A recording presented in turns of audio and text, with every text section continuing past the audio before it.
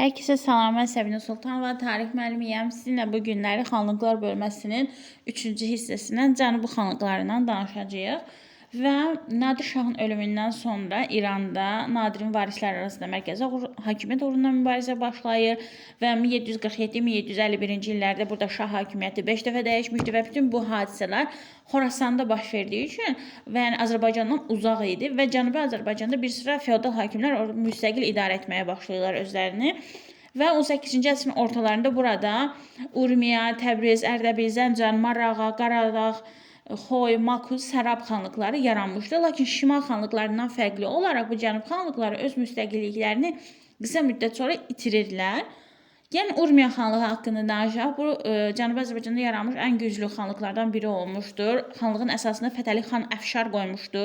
O Nadirin əmisi oğlu olmuşdu. 1747-1763-cü illərdə hakimiyyətdə olmuşdur. İlk əvvəl Təbriz xanı Əmiraslan xan güclü idi. Sonra o döyüşlərin birində öldürülür və bundan sonra Urmiya xanlığı güclənməyə, qüvvətlənməyə başlayır. Fətəli xan Əfşar Təbriz, Xoy, Qaradağ, Marağa, Sərab xanlıqlarını Urmiya xanlığına tabe edə bilmişdi. Hətta şimal xanlıqları da məktub göndərmişdi ki, siz də mənə tabe olun. Lakin onlar buna o qədər də istəyirəkli baxmamışdılar və İrəvan xanlığını birləşdirmək üçün orada bir cəhd eləmişdi, orada yürüyüş etmişdi, lakin bu yürüyüş də uğursuz olmuşdu. Həmin dövrdə İranda mərkəzi hakimiyyət uğrunda Astarabadlı Məhəmməd Həsən xan Qacar ilə Şirazlı Kərim xan Zən arasında mübarizə gedirdi. Bu mübarizədə də bu Məhəmməd Həsən xan öldürülür və Kərim xan Zən də Astarabada hücum eləyir. Nəticədə nə baş verir? Fətəli xan Əfşar yenidən qüvvətlənməyə başlayır, fəallaşır və təkrar öz itirilmiş mövqeyini bərpa edir. 1759-cu ildə də Qarabağa hücum edir. Şuşanı mühasirəyə alır. Burada məlikliklər ki var idi, onlar da hətta qoşulmuşlar Əfşar qoşununa. Lakin bir neçə ay mühasirədən sonra Qarabağ xanı Pənahəli xan görür ki, müqavimət göstərə bilmir, bu lüzumsuzdur. Buna görə də öz oğlu İbrahim ağanı da göndərir, Əfşara girov verir və Şuşanı qalasını mühasirədən azad edir. Özü də ona onun hakimiyyətini qəbul edəcəyini bildirir.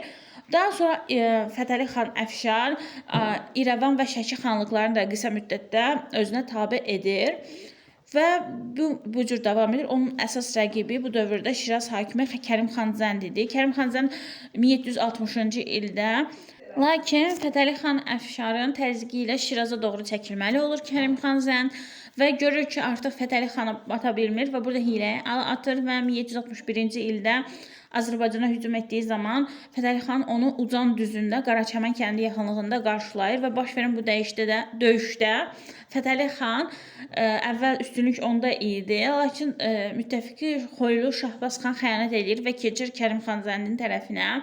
Bundan sonra Fətəli xan da Urmiya qalasına çəkilməli olur. 1762-ci ildə Marağa şəhərini tutur Kərim xan Zənd. Burada düşərgə salır, Urmiya qalasına həmlə üçün hazırlaşır. Bu zaman Azərbaycan xanları arasında ziddiyyətlər vardı və Kərim xan Zənd də bundan yaxşı istifadə edir. Qarabağlı Pənahəli xan da ona qoşulur, Xoylu Şahbaz xan da onunla ittifaqa girir və bütün bundan sonra nə baş verir? Demək, Pənahəli xan Qarabağdan çıxarkən oğlu Mehrəli xan bəyi Qarabağda öz əvəzinə qoymuşdu müvəqqəti hakim. Düzü oradan qayıda bilmir. Biz bunu şimal xanlıqlarında danışmışdıq, nələr baş vermişdi. Burada daha dərinliyə girmirəm söhbətin. Daha sonra nə baş verir? Bu Pənahəli xan gəldi Kərim xanın yanındakı düşərgəsinə. Xanlar burada birləşirlər və Urmiyanı mühasirəyə alırlar. Və Fətəli xan başlığı ilə qəhrəmancasına şəhər müdafiə olunsa da 9 ay mühasirədən sonra şəhər alınır. 1763-cü ildə Fətəli xan ailəsi ilə birlikdə götürülür Şiraza doğru yola düşürlər. Yəni Kərim xanın əsiri olaraq. Orada Xoylu Şahbaz xanı da, Naxçıvanlı Hacı xan Kəngərliyini də, Sərablı Əli xan Şəqqaqini də Fətəli xan üzərində qələbə münasibəti ilə Şirazda keçirilən şənliyə dəvət edirlər. Yəni əslində qoymur onları girov götürür özünə. Əvvəl Şirazda keçiriləcək şənlikdə iştirak etmək adı ilə onları aparır Şiraza. Sonra oraları buraxmır. Bütün bu Fətəli xanın məğlubiyyətindən sonra Urmiya xanlığı zəifləyir və bu zəiflilikdən sonra hakimiyyət uğrunda mübarizələr, xanlıqlar arasında mübarizələr artmağa başlayır. İndi keçək Təbriz xanlığından danışaq. 18-ci əsrin ortalarında yaranmış xanlıqlardan biri idi. 1747-ci ildə Əmiraslan xan Əfşar tərəfindən hakimiyyətinə əsası qoyulmuşdur və ilk əvvəl, yəni Əmiraslan xanın dövründə müstəqil dövlət yaratmaq siyasəti yürüdürdülər. Ərdəbil, Qaradağ xanlıqlarını özünə tabe etmişdi. Şimal xanlıqlarını Təbriz xanlığına birləşdirmək istəyirdi. Lakin döyüşlərin birində Əmiraslan xan öldürülür. Bundan sonra Təbriz xanlığı Urmiya xanlığından asılı hala düşür və Fətəli xan Əfşar 1763-cü ildə Kərim xan Zənər tərəfindən məğlub edilib aparılandan sonra Şiraza aparılır. Ondan sonra Təbriz xanlığı bir müddətdən sonra öz müstəqilliyini bərpa edə bilir. Növbəti xanlığımız Xoy xanlığıdır. Ən güclü xanlıqlardan biri olmuşdu. Urmiya xanlığı düşəndən sonra Xoy xanlığı qalxmışdı. Xoy xanlığının əsasını Şahbaz xan qoymuşdu. Nadir Şahın dövründə Xoy xanlığı Xoy vilayətinin hakimi təyin edilmişdi. Onun ölümündən sonra da müstəqil hakim olmuşdu və mülayim siyasət yürüdürdü. İlk əvvəl Fətəli xan Əfşarla dostluq münasibəti saxlamışdı, hətta ona yürüşlərdə kömək etmişdi. Sonradan Kərim xan Zəndin tərəfinə keçmişdi, onun vədlərinə aldanmışdı və Fətəli xan Əfşar məğlub olandan sonra Şiraza girov kimi aparılan xanlardan biri olmuşdu Şahbaz xan və bundan sonra Xoy xanlığı cənubda ən güclü xanlığa çevrilmişdi və Şahbaz xandan sonra da hakimiyyətə Əhməd xan gəlmişdi. Əhməd xanın dövründə 1763-1786-cı illərdə bir müddət İrəvan, Naxçıvan, Qaradağ, Təbriz xanlıqlarını özünə asılı vəziyyətə salmışdılar. Bir neçə xan və Kartli Kaxetiya çarları ilə diplomatik əlaqələr saxlamışlar. 1786-cı ildə Əhməd xan yaxın qohumları tərəfindən qətlə yetirilir, öldürülür və bundan sonra da burada da hakimiyyət uğruna mübarizə başlanır. Daxili çəkişmələr artır və xanlıq zəifləyib müstəqilliyini itirir.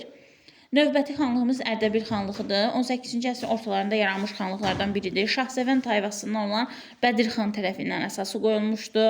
Xanlıq bir müddət Qarabağ xanlığından asılı hala düşmüşdü. 1784-cü ildə Azərbaycanın cənub torpaqlarına Qubalıq Fətəli xan yürüş edəndə Ərdəbil və ətrafı əraziləri ələ keçirmişdi və lakin burada möhkəmlənə bilməmişdi.